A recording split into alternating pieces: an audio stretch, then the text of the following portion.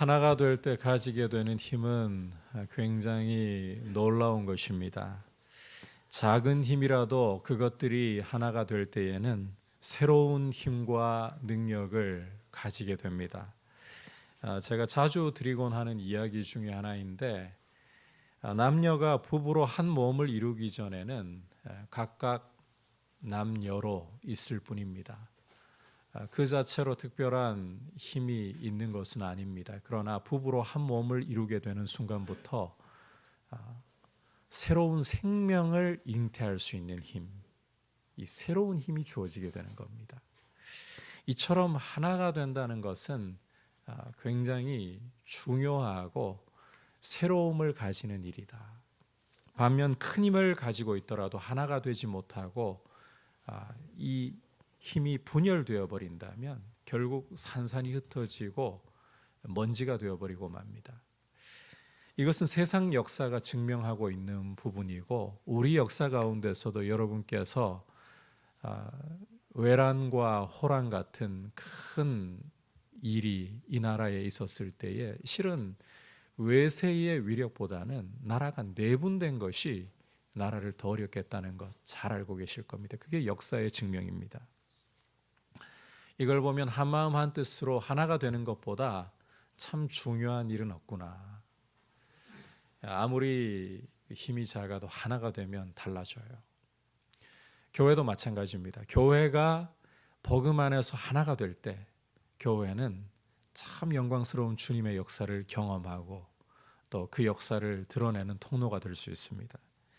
그래서 교회가 하나 되는 것을 정말 우리가 마음을 쏟아부어서 힘을 써서 이루어 가야 된다. 자, 그렇다면 어떻게 교회가 서로 하나 되게 하도록 힘써야 할 것인가? 그리고 이 하나됨을 이룰 때에 누리는 축복은 구체적으로 또 어떤 것이 있는가 오늘 말씀을 통해 함께 살펴보려고 합니다. 자, 먼저 하나를 이루도록 한번 따라합시다.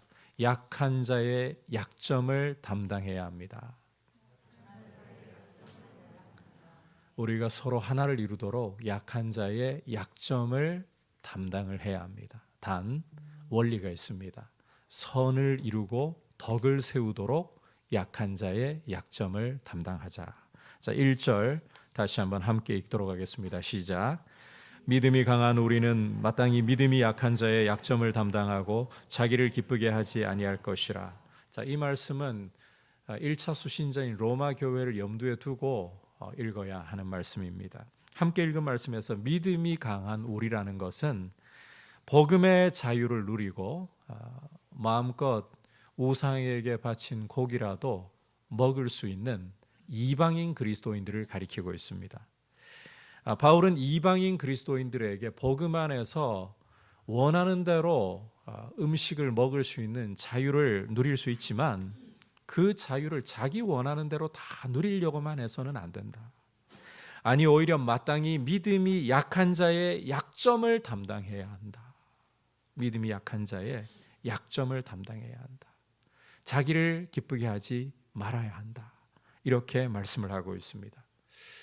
세상은 힘이 있으면 그 힘을 가지고 다른 사람들을 자기 발 아래에 두려고 힘을 휘두르게 됩니다. 하지만 하나님의 나라는 다릅니다. 하나님 나라는 우리가 지난 시간에도 보았지만 의와 평강과 희락의 질서를 가지고 있는 나라입니다. 따라서 세상이 가는 것처럼 힘의 논리를 따르지 않는다는 거예요. 결정적으로 그 하나님 나라의 왕이시며 누구보다 높고 강하신 우리 주님이 힘을 휘두르심으로써 우리를 얻으신 게 아니라는 사실입니다. 3절 말씀 함께 보도록 하겠습니다. 시작. 그리스도께서도 자기를 기쁘게 하지 아니하셨나니 기록된 바 주를 비방하는 자들의 비방이 내게 미쳤나이다 함과 같으니라. 우리 주님은 우리를 구원하시기 위해 자기를 비우셔서 종의 형체를 입으셨고 거기서도 멈추지 않고 자기를 낮추셔서 십자가에 죽기까지 하나님 아버지께 복종하셨습니다. 우리 주님이 자기를 기쁘게 하지 않으셨습니다. 우리 주님이 하나님 아버지의 뜻에 복종하시면서 힘의 논리를 따르지 않으셨습니다. 따라서 하나님의 나라는, 이 믿음이라는 것은 힘이 있다고 결코 그 힘을 함부로 휘두르지 않는다는 거예요. 오히려 믿음의 질서는 1절 말씀에서 본 것처럼 강한 사람이 약한 사람의 약점을 담당하고 자기를 기쁘게 하지 않는 모습으로 드러나야 되는 것입니다. 형제를 용납하고 형제를 존중하는 방식으로 오히려 힘을 사용해야 된다라는 것입니다. 자, 그런데 여러분, 이것이 무조건 상대방이 원하는 대로 요구를 들어주고 끌려가야 하느냐, 그런 뜻은 아닙니다. 함께 2절 다시 한번 보도록 하겠습니다. 시작. 우리 각 사람이 이웃을 기쁘게 하되 선을 이루고 덕을 세우도록 할지니라. 자, 형제를 기쁘게 하더라도 그 원칙은 선을 이루고 덕을 세우도록, 이걸 공동번역으로 여러분께서 참고해서 의미를 살펴보시면 형제의 믿음을 북돋아주는 방식으로 형제를 기쁘게 해야 된다. 여러분, 우리 그리스도인들은 일전에도 말씀드린 바 있습니다만 예스맨이 되어서는 안 됩니다. 남들이 나한테 뭔가를 요구하면 그 사람 좋은 게 믿음 좋은가, 그거 아니에요. 우리가 그런 그 인식들을 좀 깨뜨릴 필요가 있는데, 단순히 사람 좋은 게 믿음 좋은 게 아닙니다. 예스맨이 좋은 게 아니라는 말이에요. 우리는 예수맨이 되어야지 예스맨이 되면 안 돼요. 우리 주님이 십자가에서 우리 위하여 죽으신 것이 그저 우리 요구를 들어주시고 우리를 그냥 단순히 기쁘게 하기 위해서, 절대 그렇게 생각을 하시면 안 돼요. 우리를 구원하여서 우리 주님은 믿음 가운데 우리를 세우시려고, 하나님의 덕을 선전하는 거룩한 백성을 삼으시려고, 하나님 아버지의 뜻을 이루시려고 자신을 내어주신 것입니다.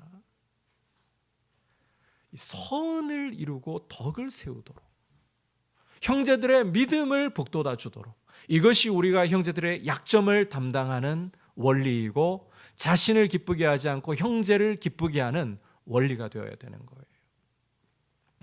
남의 부탁을 참 잘 들어주고 뭔가를 이야기하면 항상 예스라고 대답하는데, 그 결과가 같이 믿음이 부패하고 죄악의 구덩이로 내려가는 것이라면 그것은 옳은 것이 아닙니다.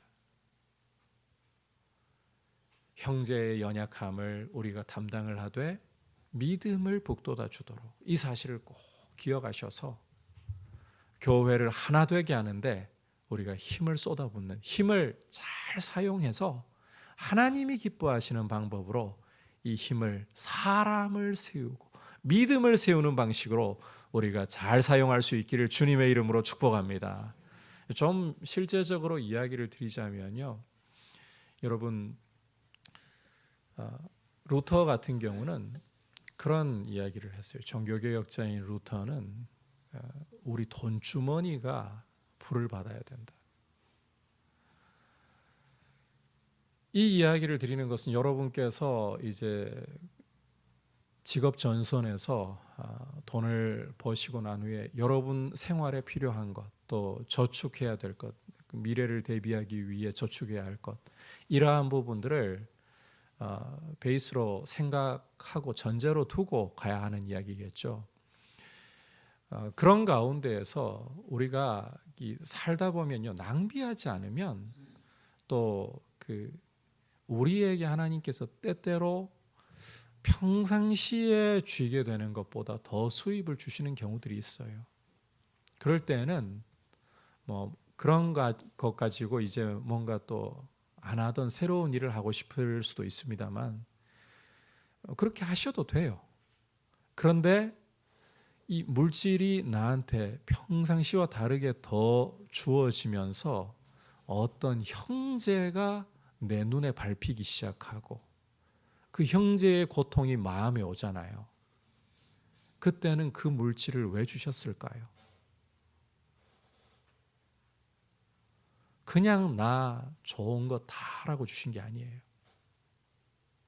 좀 나누고 형제를 도우라고 주신 거죠.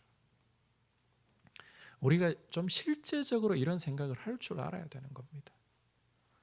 여러분, 우리가 주님 안에서 믿음이라는 게 그냥 추상적이고, 교회가요 그냥 주일 이렇게 모였다가 헤어지는 게 교회가 아니에요.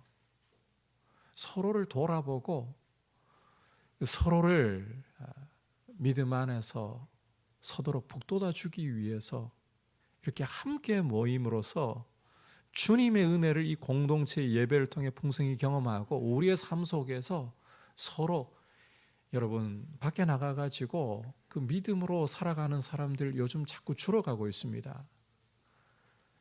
이 연말이 되면서 다른 교회 이야기들도 듣고 또 저희 교회 상황도 이렇게 돌아보지만, 이번에 제가 상당히 좀 충격적인 이야기를 들었는데, 죄송합니다. 이게 말씀 준비한 거에는 이런 이야기가 원래 없었는데 하다 보니까 좀 이런 이야기를 드려야 될 것 같아요.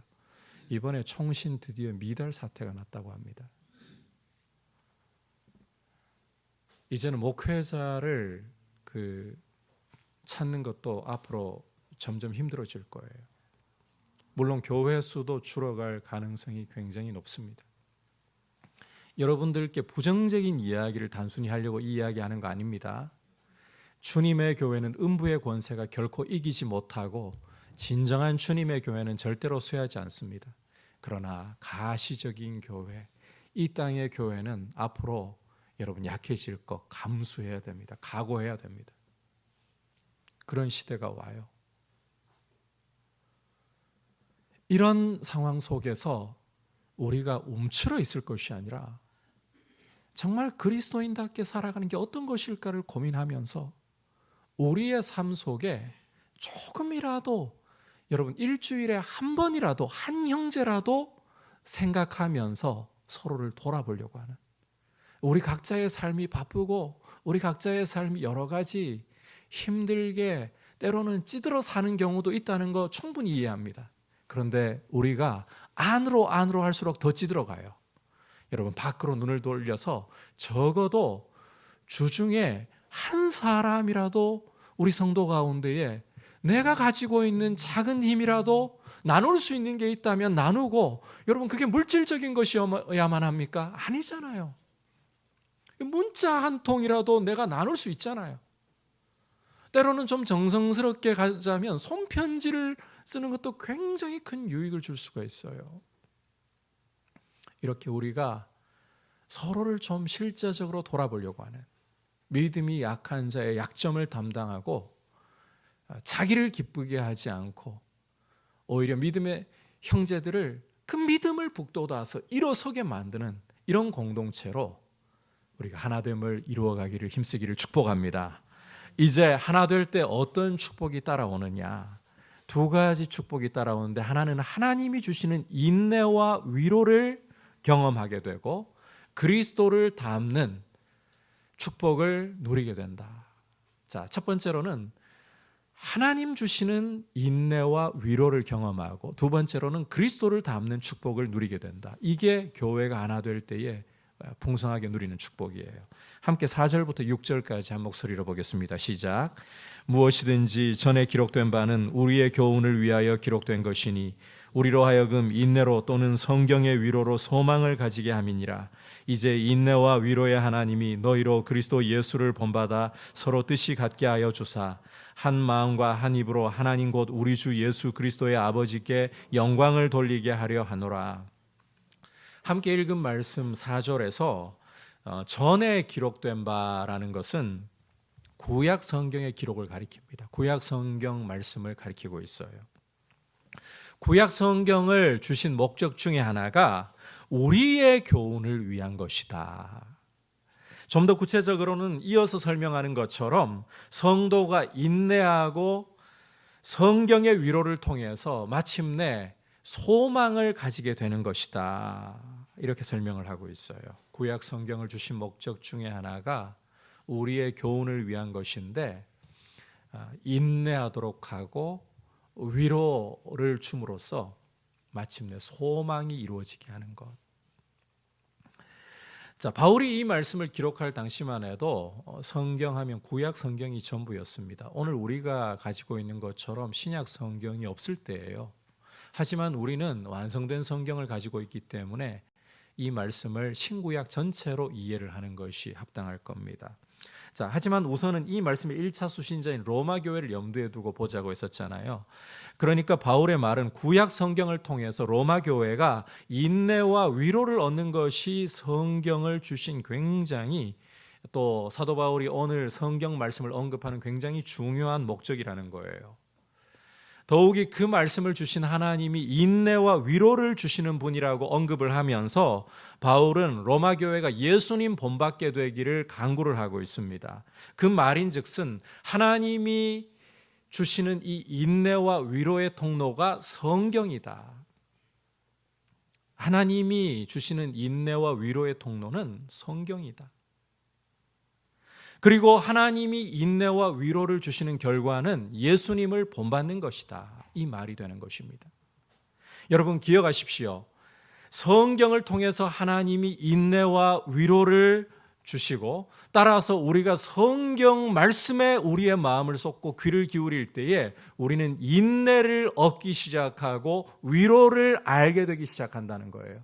그리고 마침내 예수 그리스도를 더 풍성히 닮아가게 되는 거예요.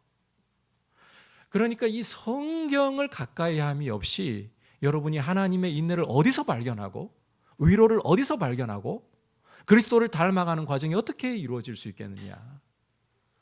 여러분 이 성경 통독의 기간에 성경을 여러분 부지런히 좀 읽으셨으면 좋겠어요.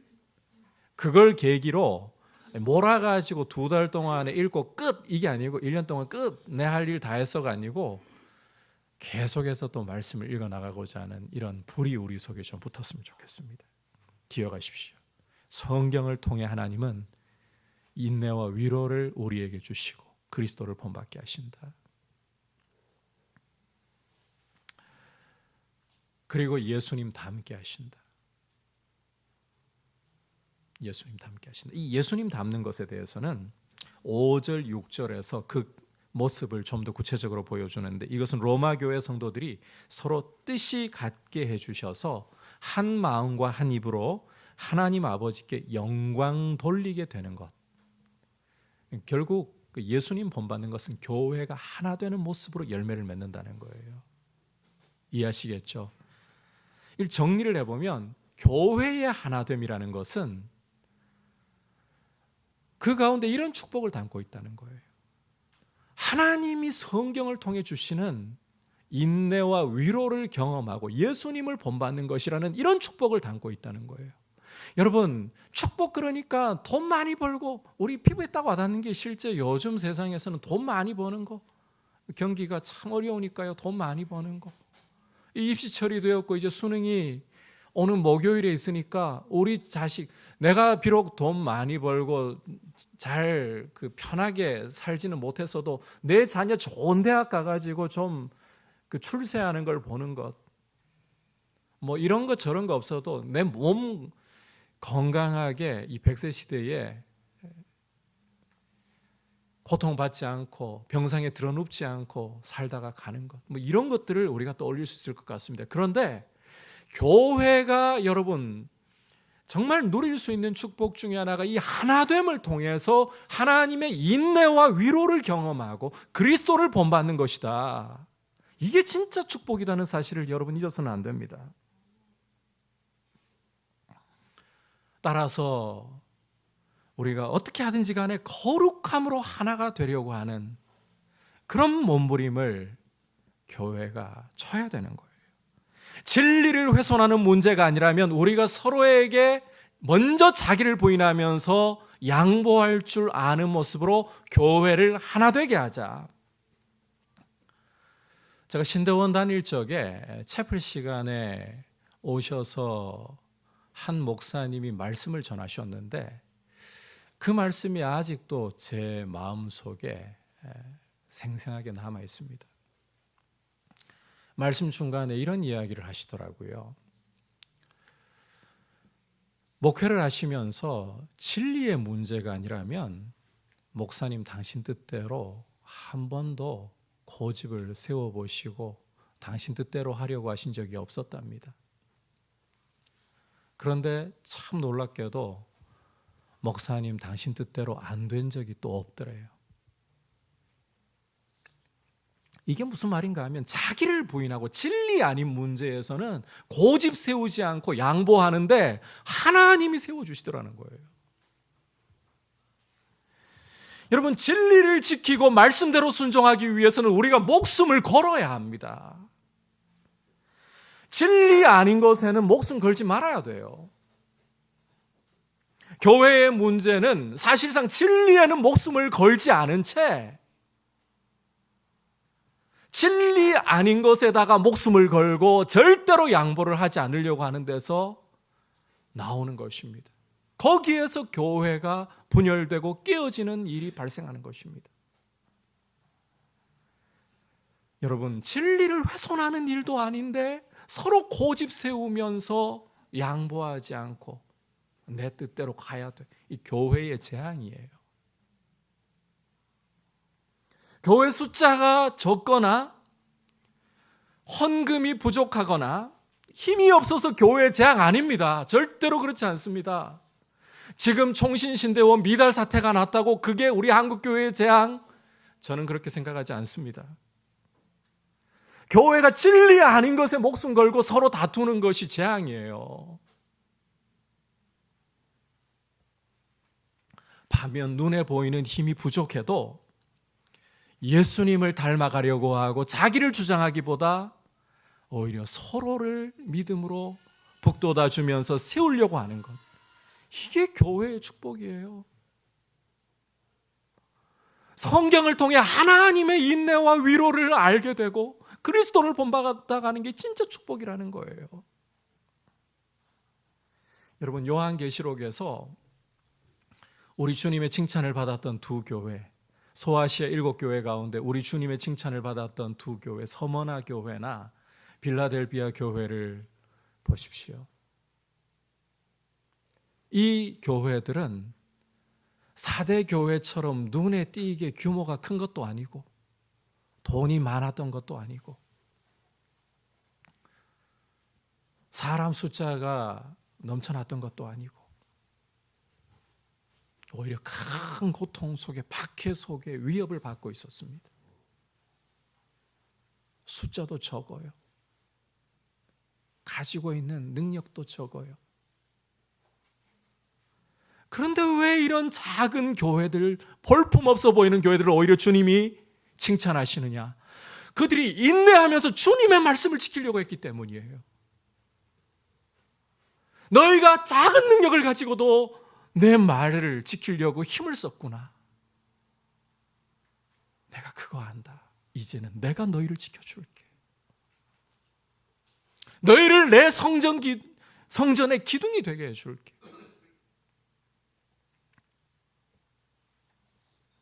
여러분, 서로 하나 되어서 이 말씀의 길로 인내하고 성경의 위로를 경험하면서 달려가는 거, 이게 교회의 축복이다. 이게 교회의 진정한 능력이다. 이걸 생각하셔야 돼요. 코로나 거치면서 교회가 진짜 어려운 시기를 이제는 경험하고 있습니다. 여러분, 저는 이건 그냥 저의 예측입니다. 앞으로 정확하게는 이게 더 가속화 될 수도 있습니다. 20년 후를 생각할 때 굉장히 위기감이 느껴집니다. 20년 정도 지나고 나면요, 지금 한국 교회에서 노령화가 급격하게 이루어지다 보니까 한 세대가 다 물러가고 새로운 세대로 바뀝니다. 바뀌는 새로운 세대 경우는 이제 보면 그나마 이게 주님의 교회를 실제적으로 헌신하면서 사랑하는 그 끝자락에 겨우 아슬아슬하게 달려있는 세대입니다. 그 다음부터는 세대가 여러분 정말 달라져요. 스마트폰과 컴퓨터로 단련된 세대예요. 관계를 잘 몰라요. 친구에게 관심 좀 가지고 연락이라도 한번 해봐야 되지 않겠니? 그러면 왜 굳이 그렇게 해야 돼요? 하는 세대예요.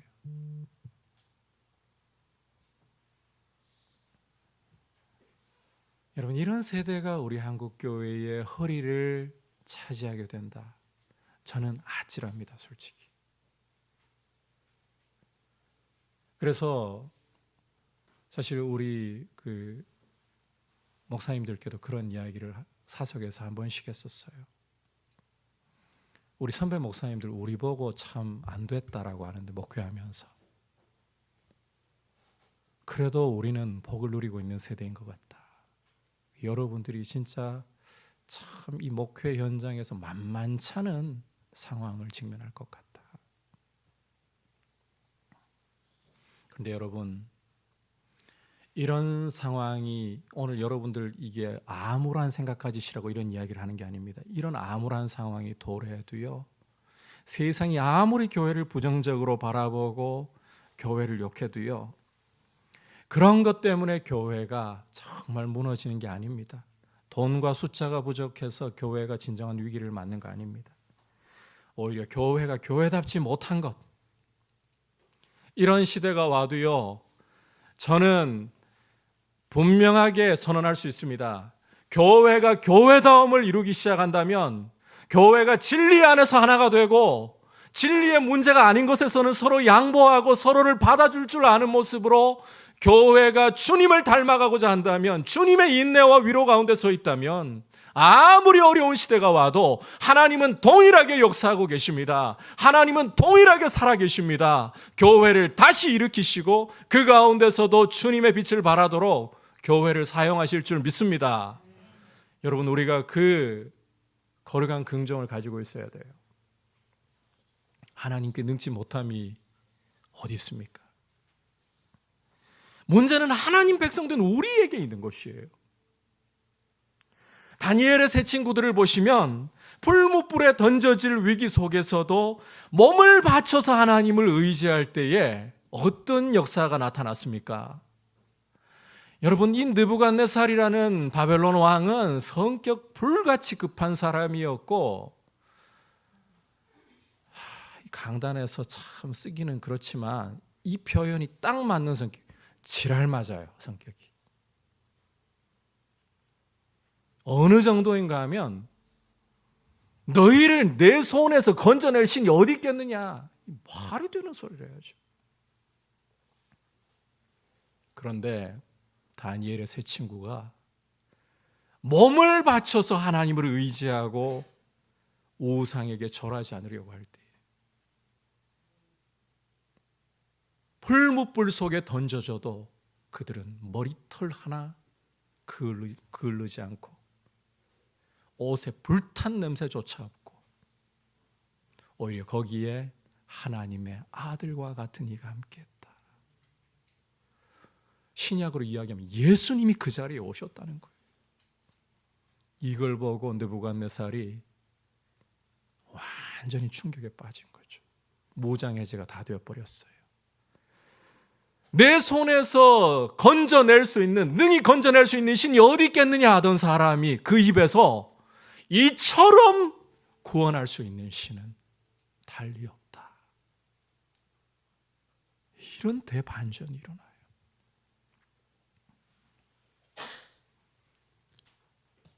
사드락과 메삭과 아벳느고의 하나님을 함부로 말하는 자는 가만두지 않겠다.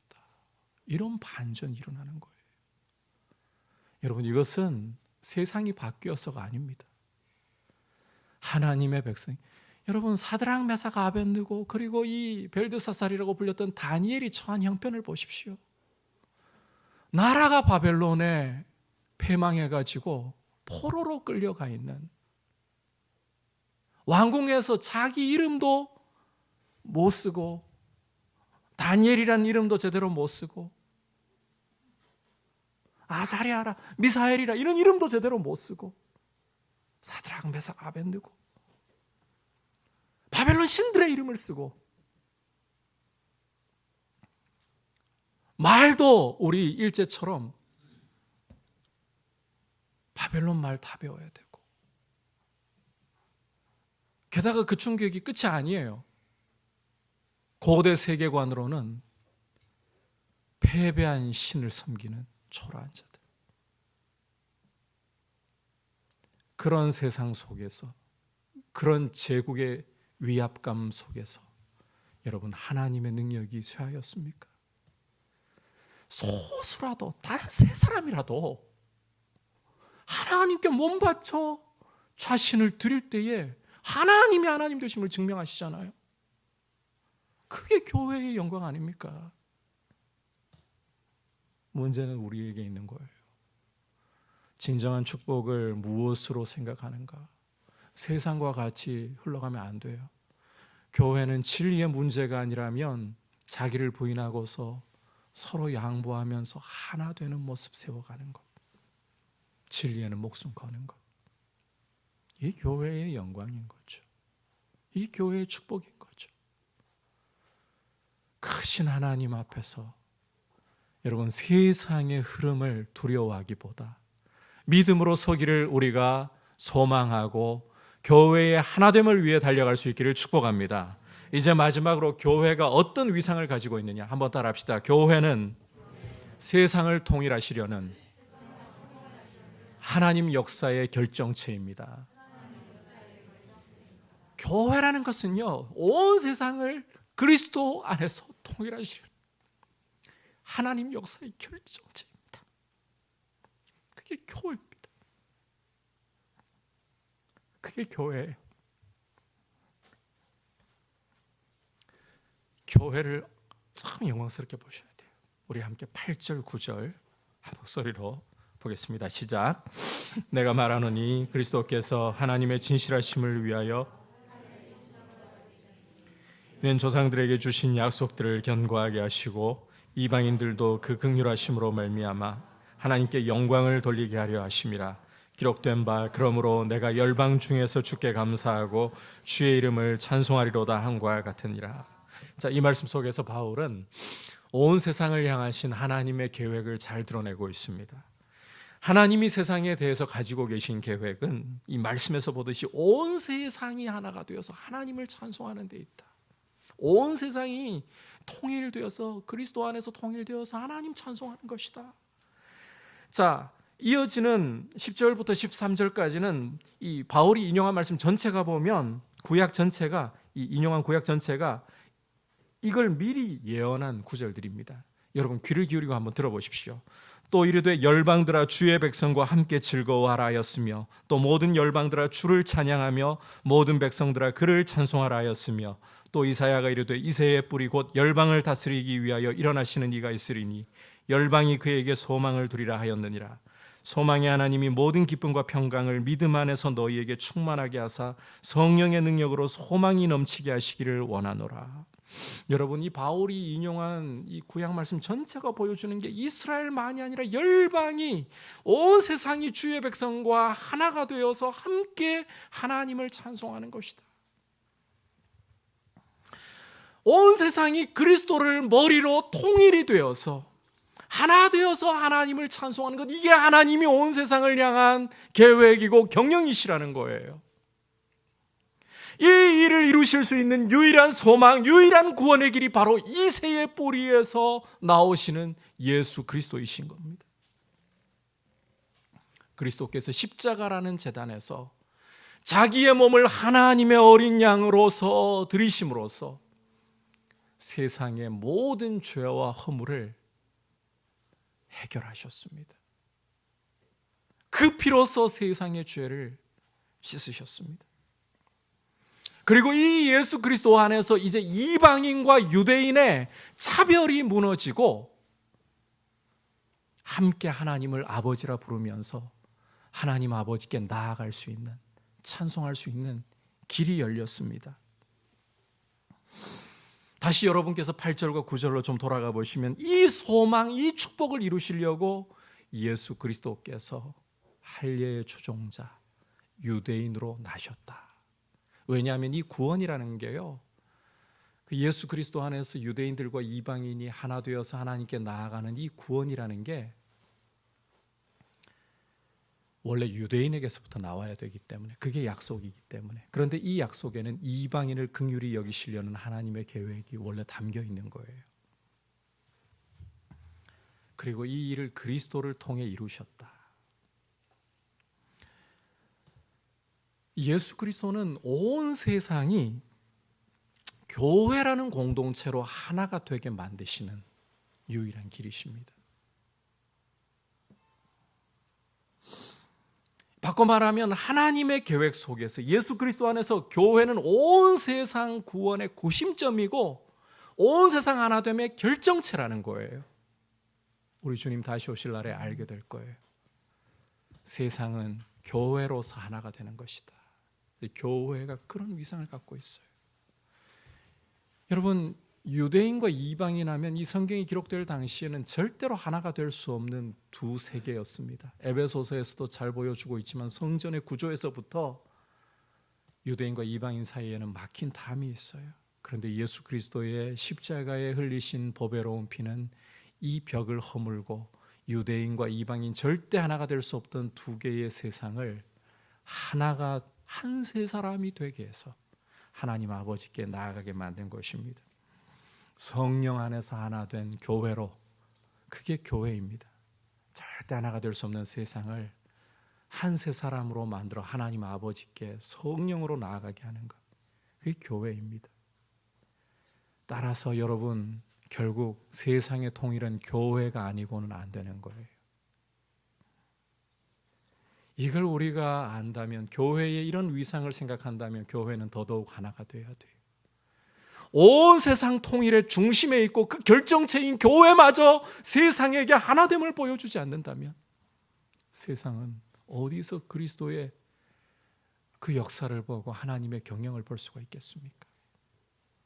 교회가 서로 먼저 자기를 부인하고 진리 아닌 것에 목숨 걸지 않고 양보하면서 하나됨을 이루어감으로써 교회의 영광스러운 위상, 온 세상을 그리스도 안에서 통일하시는 그 하나님의 계획의 결정체됨을 세상에게 보여주므로, 여러분, 이것은 결국은 선교 공동체로 나아가게 되는 거예요.